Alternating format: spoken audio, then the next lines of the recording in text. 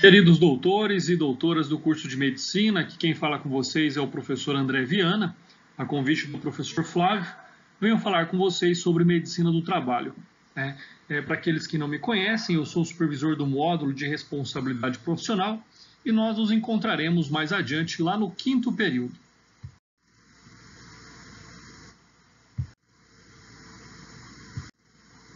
Para falar um pouquinho sobre Medicina do Trabalho, é importante que nós tenhamos aí uma visão histórica daquilo que traduz a evolução do direito, a evolução da garantia dos trabalhadores a terem segurança no seu local de trabalho. E para isso, deveríamos aqui, e logicamente todos já conhecem a história, a evolução da Revolução Industrial, ou seja, todos os aspectos que estiveram envolvidos na Revolução Industrial, seja a Revolução Industrial de primeira ordem, de segunda ordem, de terceira ordem, de quarta ordem, ou até mesmo aquela que nós observamos hoje, chamada aí de Revolução Industrial ou de Revolução da Globalização de quinta ordem, tá? Mas, pulando essa introdução histórica, nós temos então que quando nós tratamos da medicina do trabalho, é uma segurança, é uma garantia dos trabalhadores e para os trabalhadores de que estes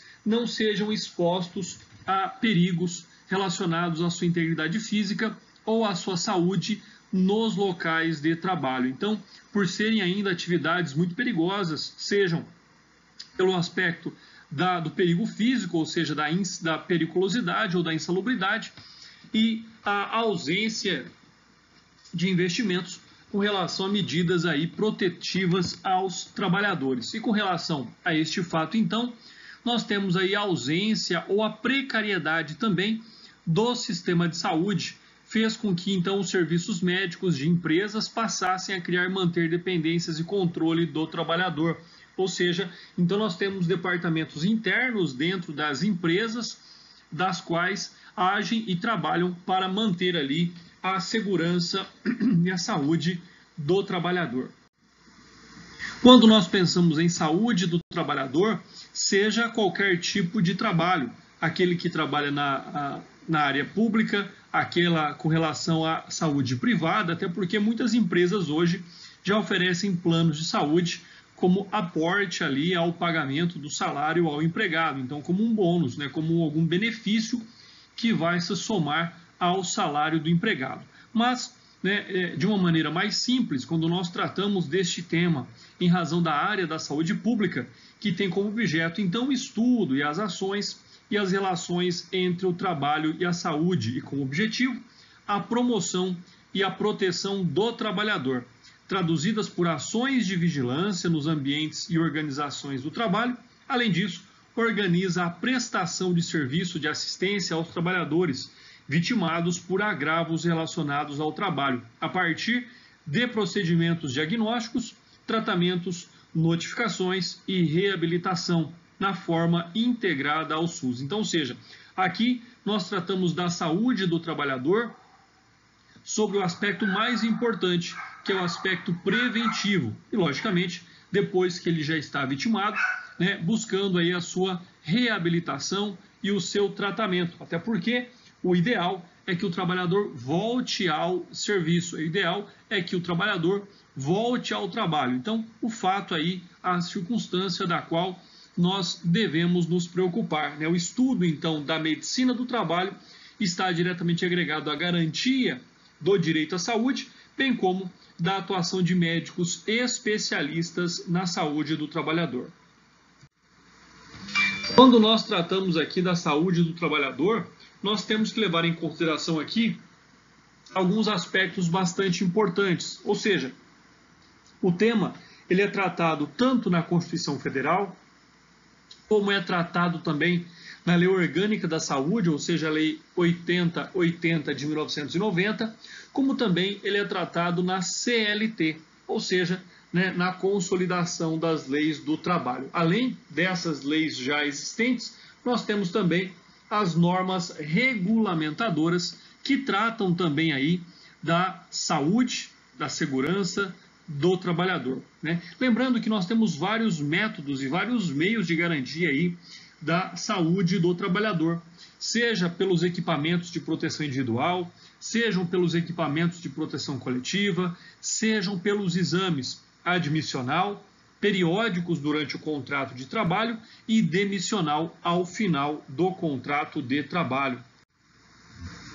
A fim, então, de que o empregado, o trabalhador, tenha ali um ambiente de trabalho sadio, saudável, né? É onde, então, o direito fixa condições mínimas a serem cumpridas pelas empresas, quer quanto às instalações das oficinas e demais dependências, quer também ali quanto às condições de contágio com agentes insalubres ou perigosos. Então, como eu disse agora há pouco, né? Tanto pelo aspecto preventivo, quanto pelo aspecto de reparação, né, do dano ali já causado ao trabalhador. E mais uma vez, né, nós temos os exames admissionais, ou exame admissional, que é realizado pelo médico especialista em saúde do trabalhador, a partir do momento em que esse trabalhador ele é contratado.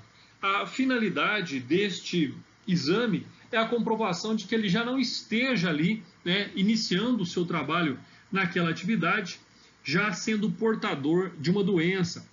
Né? Nos exames periódicos, eles servem exatamente para monitorar o empregado durante a prestação do serviço. E o exame demissional é a garantia de que o empregado não está saindo com nenhuma doença laboral adquirida durante o contrato de trabalho. Então, é importante esses exames a fim de que possa ser garantido, logicamente, um ambiente saudável de trabalho para o trabalhador. Com relação ao que eu disse sobre as normas aí de proteção da saúde do trabalhador, ali na CLT, no seu capítulo 5º, nos artigos 154 até o 201, trata então da segurança e medicina do trabalho. E entre esses artigos são tratados ali as normas referentes à inspeção prévia, embargos ou interdição do local de trabalho, órgãos de segurança e medicina, equipamentos de proteção individual, exemplo, né? Luvas, óculos, avental, roupas de proteção, protetor auricular e assim por diante. Quando nós falamos aqui de equipamento de proteção coletivo, nós temos, por exemplo, portas corta-fogo, saídas de emergência, sistema de iluminação, sistema de ventilação, sistema de proteção contra incêndio, né, piso antiderrapante. Então são todos ali aqueles acréscimos ao local de trabalho que geram uma proteção coletiva. Já os equipamentos de proteção individual geram simplesmente uma proteção ao indivíduo que os porta de forma correta. Tanto as medidas preventivas são importantes, quanto também a adaptação de edificações, né, a correta iluminação do local de trabalho, conforto térmico, atividades insalubres e perigosas. Então voltaremos daqui a pouco também aí a falar sobre as atividades insalubres e perigosas. Quanto à empresa, né, nós podemos concluir que pode então se expedir instruções gerais a seus empregados quanto às precauções a serem tomadas para evitar acidentes e doenças laborais. Para isso, nós temos a Comissão Interna de Prevenção de Acidentes e nós temos o SESMET, que nós voltaremos também a falar mais daqui a pouco. Mas a empresa ela tem ali a obrigação de tanto informar, quanto educar, quanto formar os seus trabalhadores. Então ela tanto tem que fornecer equipamento, como ela tem também que instruir qual é a forma correta da utilização desses equipamentos. Ainda assim, com a finalidade de resguardar a saúde do trabalhador, é obrigatório o exame médico na admissão, durante o contrato de trabalho, bem como por ocasião da cessação do contrato de trabalho, conforme nós já havíamos dito, e vem ali prescrito, então, no artigo 158 da CLT. Uma outra questão bastante importante, nos termos lá da NR6, de acordo com a portaria 3.214 de 2008, é o fornecimento gratuito de equipamento de proteção individual, aqueles que sejam adequados, nos termos do Inmetro, aos riscos inerentes à atividade e em perfeito estado de conservação e funcionamento. Além disso, é fundamental, então, ainda para evitar prejuízos à saúde do empregado, a obrigatória manutenção dos equipamentos necessários à prestação de primeiros socorros. Então, aí também nós temos ali dependendo, logicamente, do tamanho dessa empresa, ela pode ter uma brigada anti-incêndio, ela pode ter ali funcionários com treinamento em primeiros socorros, à vista de, logicamente, prestar ali o primeiro apoio em situação de acidente, né, ou de qualquer tipo de dano à saúde do trabalhador. Então, lembrando que deve haver um mínimo de estrutura física necessária para também a prestação dos primeiros socorros aos trabalhadores. Quanto às consequências para a saúde, ou seja, nós sabemos que o corpo humano tem limites, e se vocês se lembram, se vocês se recordam, se não se recordam, recomendo aqui que vocês assistam o filme Tempos Modernos, do Charlie Chaplin. É só digitar ali no YouTube que vocês vão encontrar esse filme, e ele vai demonstrar exatamente isso, né? Quais são os limites do corpo frente ao ambiente de trabalho, ou seja, onde aí nós temos as principais doenças que podem ser desenvolvidas pelo trabalhador, sejam elas ALER, ADORT, transtornos mentais, intoxicações exógenas, né, dermatoses, pneumopatias, UPER, câncer, problemas hematológicos e até mesmo os acidentes físicos de trabalho. Então, na verdade, quando nós falamos em acidentes de trabalho, são sempre situações que inspiram aí maiores cuidados como forma e como meio de garantir ao empregado, ao trabalhador, né, um perfeito estado de saúde no desenvolvimento do seu trabalho. Quanto aos órgãos das empresas ali para a prevenção dos acidentes, conforme eu já havia dito, nós temos a CIPA, Comissão Interna de Prevenção de Acidentes, e nós temos o SESMET, né, que é formado por profissionais técnicos com a finalidade, conhecimento e expertise na prevenção e reparação de danos possíveis aos trabalhadores. Quando nós falamos da CIPA, ela está lá regulada pela NR5, como nós já falamos também da portaria 3.214 de 78, e também nos termos do artigo 163 da Consolidação das Leis do Trabalho. Então, a Comissão Interna de Prevenção de Acidentes será sempre integrada pelos representantes dos empregados, que terão estabilidade no emprego durante o mandato, e do empregador. Os mandatos serão de 1 ano, sendo admitida uma reeleição. Então percebam que a CIPA é uma Comissão Interna de Prevenção de Acidentes mista, ou seja, tanto tem representantes dos empregados com estabilidade no emprego, como também representantes do empregador. Quando nós falamos do SESMIT, que é o Serviço Especializado em Segurança e Medicina do Trabalho, né, conforme aí vai depender muito do grau do risco da atividade, bem como do número de empregados, conforme determina lá a NR, a norma regulamentadora número 4, também da portaria 3.214 de 2008. Então, este órgão especializado, como eu disse, vai depender a sua criação, a sua instalação, primeiro, em razão do grau de risco da atividade ali desenvolvida, bem como o número de empregados. E aí, em razão desses fatores, em razão desses números, a empresa deve contar com 1 ou mais médicos, engenheiros, auxiliares de enfermagem e inspetores de segurança. Quando nós tratamos de atividades insalubres, são aquelas que expõem o trabalhador a um risco nocivo à sua saúde, ou seja, aquele risco que existe acima dos limites de tolerância fixados em razão da natureza e da intensidade do agente e do tempo de exposição aos seus efeitos. Então, lembre-se que a insalubridade é aquela que está relacionada à saúde do indivíduo, tá? É o risco do adoecimento.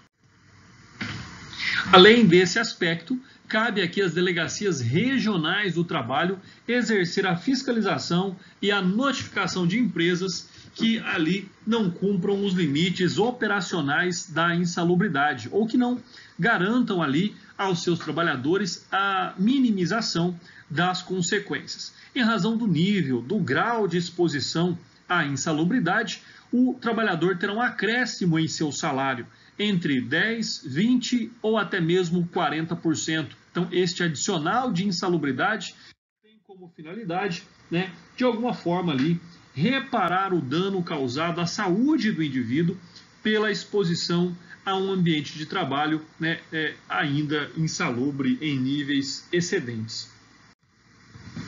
Quando nós tratamos aqui da periculosidade, periculosidade trata-se então de atividades perigosas, ou seja, aquelas que expõem o trabalhador a um risco de acidente, um risco físico, em razão da sua natureza ou métodos de trabalho que impliquem ali o trabalhador ao contato permanente com inflamáveis ou explosivos, em condições de riscos acentuados.